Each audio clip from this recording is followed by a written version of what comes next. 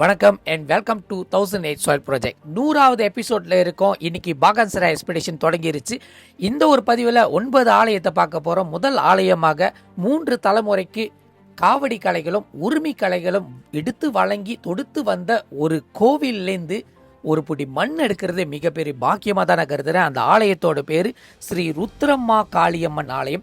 இந்த ஆலயத்தை சேர்ந்த சிம்மா தம்பி மூலமாக தான் இந்த ஆலயத்தோட மண்ணே கிடச்சிச்சு. அவர் மூலியமாக தான் அடுத்தடுத்த கோவிலுக்கும் எனக்கு வழிகாட்டி கொண்டு போனார். இந்த வேளையில் அவருக்கு நன்றி தெரிவிச்சுட்டு அடுத்தடுத்த ஆலயங்கள் பாகான்சராயில் உன்னதமாக இருக்கிற நிறைய ஆலயத்திலேருந்து ஒரு பிடி மண் கிடச்சிச்சு. எல்லா ஆலயத்தையும் பற்றி தெரிஞ்சுக்கலாம். 357வது ஆலயமாக அருள்மிகு ஸ்ரீ தில்லை மகா காளியம்மன் ஆலயத்திலேருந்து ஒரு படி மண் எடுக்க வந்திருக்கேன். இந்த ஆலயம் பாகான்சராய் டவுன்லேயே தான் இருக்குது. மிகப்பெரிய ஆலயம் சொல்ல முடியும். தமிழ்நாட்டில் இருக்கிற சிதம்பரம் என்ற ஒரு மாநிலத்துக்கு போனீங்கன்னா அங்கே தில்லை மகா காளியம்மன் சொல்லிட்டு ஒரு ஆலயமும் இருக்குது. அந்த அம்மனை பார்த்தீங்கன்னா அவ்வளோ அம்சமாக இருப்பாங்க, பார்க்கறதுக்கு அவ்வளோ உக்கரமாக இருப்பாங்க. ஆனால் அதே அம்மன் தான் இந்த ஆலயத்தில் இருக்காங்கன்னு தெரியாது. காரணம் நான் போகும்போது ஆலயம் அடைச்சிருந்தாங்க. இருந்த போதும் கோவிலோட அனுமதியோட ஒரு படி மண் எடுக்கிறதுக்கு வாய்ப்பு கிடச்சி. இதே வேளையில் இந்த தில்லை மகா காளியம்மன் பேரில் முதல் முறையாக நான் எடுக்கப்படுற மண் தான். இதே போன்ற தில்லை மகா காளியம்மன் ஆலயம் உங்கள் ஏரியாவில் இருந்துச்சுன்னா கண்டிப்பாக கீழே இருக்கிற கமெண்ட் செக்ஷனில் தெரிவிங்க. அந்த ஆலயத்துலேயும் ஒரு பிடி மண் எடுக்கிறதுக்கு வாய்ப்பு கிடச்சுன்னா கண்டிப்பாக எடுப்பேன். இது முழுக்க முழுக்க கூலி மேராசி ஸ்ரீ மகாமாரியம்மன் காக்க எடுக்கப்படுற ஒரு பிடி மண். தில்லை மகா காளியம்மன் ஆலயத்தை தாண்டின கையிட மழை பயங்கரமாக பிடிக்க ஆரம்பிச்சிச்சு. நானும் இந்த சிம்மா தம்பியும் அட்டாமலையில் ஒரு கிளாப்பாசை நடுவில் இருக்கிற ஒரு ஐயா கோயிலுக்கு போயிட்டுருக்கோம். சரியான மலையில் தலை வெட்டி மதுரை வீரர் ஆலயத்துக்கு போயிட்டுருக்கோம். இந்த ஆலயம் எப்படி இருக்குன்னு வாங்க செக் பண்ணுவோம். தேடி வந்திருக்கிற எல்லையோட பேர் பார்த்தீங்கன்னா ஸ்ரீ சிவசக்தி முன்னீஸ்வரர் ஆலயம். ஆனால் இந்த கோவிலில் இருக்கிற முன்னீஸ்வரரோட இந்த மதுரை வீரருக்கு தான் பயங்கரமான பேரே புகழும். ஏன்னா இவரோட பேர் பார்த்தீங்கன்னா தலைவெட்டி மதுரை வீரன் சொல்லி பத்துலாப்பானில் இருக்கிற இந்த ஒரு ஆலயத்துக்கு திருவிழான்னு சொன்னால் ஆளு ஜனத்தொகை ஜேன்னு இருப்பாங்களாம். தண்டவாளத்திலே பக்கத்தில் இருக்கிற இந்த ஒரு ஆலயத்துக்கு தனிப்பட்ட முறையில் கெசட் பண்ணியும் கொடுத்துருக்காங்க. பின்னாடி காளியம்மோட வழிபாடும் இருக்குது. அதே நேரத்தில் வெள்ளை ஆஞ்சநேயரோட வழிபாடும் இருக்குது. சரியான மலையில் உத்தரவை கேட்ட பிறகு அவரோட உன்னதமான ஒரு மரம், அதாவது இந்த மரத்தை வேரோட பிடுங்கி போட்டுட்டாங்களாம். அதுக்கப்புறம் பார்த்தோமா ஐயா வந்த பிறகு தான் திருப்பியும் இந்த மரம் பூக்க ஆரம்பிச்சிச்சு, ஒதிக்க ஆரம்பிச்சு. அதுலேருந்து இந்த மரத்தை தொடரதே இல்லைன்னு சொல்லிட்டு அந்த ஒரு மரத்தடியிலேருந்து நம்மளுக்கு ஒரு பிடி மண்ணை கொடுத்துருந்தாங்க. இந்த வேலை டெம்பிள் மேனேஜ்மெண்ட் நன்றி சொல்லி அடுத்த ஆலயமாக சுன்லி எஸ்டேட் என்கிற ஒரு இடத்துலேருந்து ஸ்ரீ கோட்டை வீரன் ஆலயத்திலேருந்து ஒரு பிடி மண் எடுக்கிறதுக்கு வாய்ப்பு கிடச்சி. இந்த ஆலயம் மிக பழமையான ஆலயம். காரணம் மதுரை வீரனே பார்த்தீங்கன்னா அவ்வளோ அம்சமாக இருக்கார். அந்த காலத்தில் செய்யப்பட்ட ஒரு ஆலயம் இன்னமும் வழிபட்டுக்கிட்டு வராங்க. அதே நேரத்தில் இங்கே ஜனத்தொகை குறைவாக இருக்கிற வாசி இந்த ஆலயத்துக்கு பராமரிக்கிறது ரொம்ப குறைவாக இருக்குன்னு நினைக்கிறேன். இருந்த போதும் ஆலய நிர்வாகத்துக்கிட்ட கேட்டு ஒரு பிடி மண் எடுக்கும் போது சரியான மழையோ வெயிலோ மண் எடுக்கிறதா சொல்லிட்டு சிம்மா தம்பிக்கிட்ட சொல்லிட்டு அந்த மலையிலே வீடியோஸ் எடுத்தோம், அந்த மலையிலே மண் எடுத்தோம். அது மிகப்பெரிய கூஸ்பாமாக இருந்துச்சு. இந்த இடத்துல வெள்ளை நாக நடமாட்டம் இருக்குன்னு இந்த மண்ணை தொடும் போதே என்னால் உணரவும் முடிஞ்சிச்சு. இந்த வேலையில் டெம்பிள் மேனேஜ்மெண்ட்டுக்கு நன்றியை தெரிவிச்சுக்கிறேன். அடுத்த ஆலயமாக 360வது ஆலயம் சுன்லி எஸ்டேட்குள்ளே இருக்கிற தாய் கோயிலா திகழ்கிற ஸ்ரீ முத்துமாரியம்மன் ஆலயத்திலேருந்து ஒரு பிடி மண் எடுக்கிறதுக்கு வாய்ப்பு கிடைச்சி. இந்த ஆலயம் திருப்பணியில் இருக்குது. உங்களால் முடிஞ்ச அளவுக்கு கான்ட்ரிபியூஷனை செலுத்தலாம். அதே நேரத்தில் உங்களோட காணிக்கையும் செலுத்தலாம்.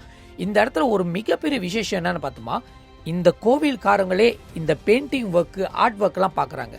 ரசித்து அவங்களோட அம்மனோட கோவிலுக்கு வடிவம் அமைக்கிறதே மிகப்பெரிய விஷயமே. சிம்மா கிட்ட கேட்கும் போது சிம்மா அடமழையாக இருக்குன்னு, இதுக்கு முன்னாடி இந்தமாரி மழையே இல்லைன்னு சொன்னாங்க. மாரி அம்மன் கேட்டுக்குவோம், கண்டிப்பாக மழை நின்றும் சொல்லி முடிக்கிறதுக்குள்ள மழை நின்றுச்சு. இதுக்கப்புறம் எடுக்க போகிற எந்த ஒரு எல்லையிலையும் மழையே கிடையாது. அவ்வளோ சக்தி வாய்ந்தவங்க. ஒரே வார்த்தை தான், அதான் மழை பெய்யுது, கொஞ்சம் வழி விட்டிங்கன்னா மண் எடுத்துகிட்டு போயிடும் சொல்லி முடிக்கிறதுக்குள்ள மழை பட்டு நின்றுச்சு. அப்போ சொல்லுங்க, நம்ம ஆத்தாக்கெல்லாம் சக்தி இல்லைன்னு சொன்னாங்கன்னா அவங்களுக்கு மனசாட்சியே இல்லைன்னு சொல்ல முடியும். இந்த வேலையில் டெம்பிள் மேனேஜ்மெண்ட்டுக்கு நன்றியை தெரிவிச்சிருக்கேன். நம்மளுக்காக நம்மளோட ப்ராஜெக்ட்க்கு ஒரு பிடி மண்ணை கொடுத்ததுக்கு. 361வது ஆலயமாக சுன்லி எஸ்டேட்க்கு எல்லக்காவலாக இருக்கிற அருள்மிகு அரச மரத்தடி ஓம் ஸ்ரீ முனியாண்டி ஆலயத்திலேருந்து ஒரு பிடி மண் எடுக்கிறதுக்கு அனுமதி கிடச்சிச்சு. இந்த ஐயா வந்து சுள்ளி எஸ்டேட்டுக்கே காவல் தெய்வமாக இருந்தால் கூட ஒரு தாமானில் வந்து அவருக்குன்னு தனி இடத்தை ஒதுக்கி தனியாகவே வாழ்ந்துக்கிட்டு இருக்காரு. இருந்த போதும் பொதுமக்களாகிய இந்த கோவிலை வந்து நல்லா பராமரிக்கிறேன்னு சொல்ல முடியும். அந்த எல்லையும் சுத்தமாக வச்சுருக்காங்க, கோவிலும் அழகாக வச்சுருக்காங்க, எல்லாமே பாதுகாப்பாக தான் வச்சுருக்காங்க. இந்த சாமி இருக்கிற வளத்தை வந்து நல்ல பிரகாசமாக தான் தெரியுது இந்த எல்லையில். ஒரு பொடி மண் எடுக்கிறதுக்கு அவங்களோட தலை வரிச்ச மரத்துலேருந்து கையை வச்சு மண் எடுக்கும் போது தான் தெரியுது, எப்பா என்ன ஒரு வைப்ரேஷன், என்ன ஒரு கூஸ்பாம், சொல்ல வார்த்தையே இல்லை. கண்டிப்பாக இந்த எல்லைக்கு வந்துட்டு ஒரே ஒரு உரிமை பாடல் கேட்டாலே போதும், பட்டுன்னு ஐயா வந்து இறங்கிடுவார் நினைக்கிறேன். அந்த அளவுக்கு சக்தியோடு இருக்கார். இந்த வேலையில் டெம்பிள் மேனேஜ்மெண்ட்டுக்கு நன்றி தெரிவிச்சுக்கிறேன். அடுத்து அதே நேர்கோட்டில் இன்னொரு ஐயா இருக்காரு. இந்த ஐயாவோட பேர் வந்து ஸ்ரீ முத்து முனீஸ்வரர் ஆலயம். பல முனீஸ்வரர் எடுத்திருக்கோம். முத்து முனீஸ்வரர் சொல்கிற ஆலயம் வந்து இதுதான் முதல் முறையாக. ஆனால் அவருக்கு இன்னொரு பேரும் இருக்குது, மூங்கில் முனீஸ்வரர்னு. ஏன்னா இவருக்கு முன்னாடி பார்த்தோம்னா ஒரு மூங்கில் தோட்டம் இருந்துச்சு, இன்னமும் பராமரிச்சுக்கிட்டு இருக்காங்க, ரொம்ப விசாலமாகவும் இருக்குது. அதே நேரத்தில் இந்த ஆலயத்தில் ஐயப்பனோட பூஜை மிக விசேஷமாக நடக்கும். இந்த பதிவை பார்த்துட்டு கண்டிப்பாக அந்த எல்லையில் இருக்கிறவங்க ஐயப்பன் கோயில் தேடி போகிறதா இருந்தால் கண்டிப்பாக இந்த எல்லைக்கு போங்க, கண்டிப்பாக பஜனை நடக்கும்னு சொல்லியிருக்காங்க. இந்த எல்லையில் மூங்கில் மரத்துக்கு முன்னாடி ஒரு புத்து இருந்துச்சு, மிக வித்தியாசமாக இருந்துச்சு. மூங்கிலுக்கும் புத்துக்கும் நடுவில் இருக்கிற மண்ணை எடுக்கிற சக்தி இருக்குது பார்த்தீங்களா, எப்பா எங்கள் அம்மன் கொடுத்து வச்ச அம்மன் சொல்ல முடியும். இந்த பூமி பூஜையை நல்ல நிறைவாக இருக்க போகுது. இந்த வேலையில் டெம்பிள் மேனேஜ்மெண்ட்டுக்கு நன்றி தெரிவிச்சுக்கிறேன். அடுத்த ஆலயமாக ரோட்டு ஓரத்தில் இருக்கிற, அதாவது சுன்லி எஸ்டேட்டுக்கு போகிறதுக்கு முன்னாடி ரோட்டு ஓரத்தில் இருக்கிற ஸ்ரீ மகாமுனீஸ்வரர் ஆலயத்திலேருந்து ஒரு பொடி மண் எடுக்கிறதுக்கு வாய்ப்பு கிடச்சி கோவில்காரங்கிட்ட அனுமதி கேட்டிருந்தோம். அவங்க விஷயத்தை தெரிஞ்ச பிறகு அவங்களே முன் வந்து எந்த எல்லையில் எடுக்கணும்னு சொல்லிட்டு குறியும் சொல்லியிருந்தாங்க. அந்த எல்லையிலேருந்து, அதாவது அந்த ஆலயத்துக்கு பின்னாடி ஒரு பெரிய மரம் இருந்துச்சு, அந்த மரத்துலேருந்து ஒரு பொடி மண் எடுத்திருந்தேன்.